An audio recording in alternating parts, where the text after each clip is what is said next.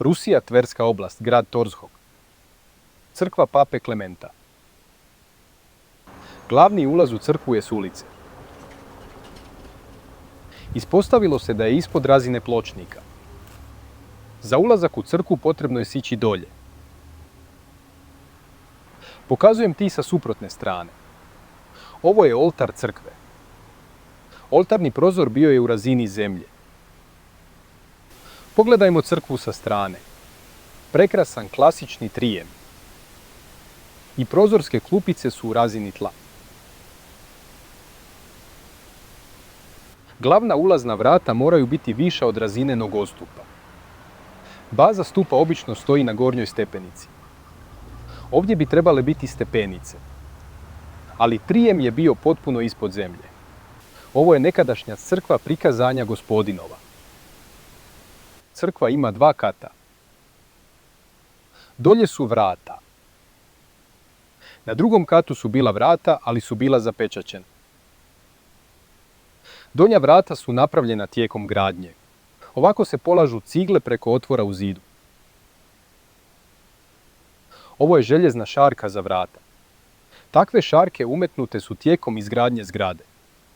Pogledajte razinu tla. Pri ulazu u crkvu teren se naglo spušta. Zatim naglo raste. Ranije površina tla bila na ovoj razini. Ulaz u crkvu je bio raskopan. Ali zemlja se raspada. Morao sam napraviti odstupanje. Ovaj ulaz napravljen je tijekom gradnje crkve. Ali onda je završio pod zemljom. Trebalo je otkopati vrata. Stara kuća u susjednoj ulici. Ranije je kuća imala identične prozorske otvore na 2 etaže. Kuća je propala u zemlju. Ovi prozori su bili potpuno blokirani. S ulične strane smanjeni su prozorski otvori. Visina im je prepolovljena. Prethodno usporedite visinu prozora. Stara stambena zgrada. Opet se otkrivaju prozori udubljeni u zemlju. Prozorski otvori s lijeve strane bili su potpuno pod zemljom. S desne strane prozorski otvori jedva se strše iznad razine tla. Podzemni prozorski otvori imaju reljefne ukrase.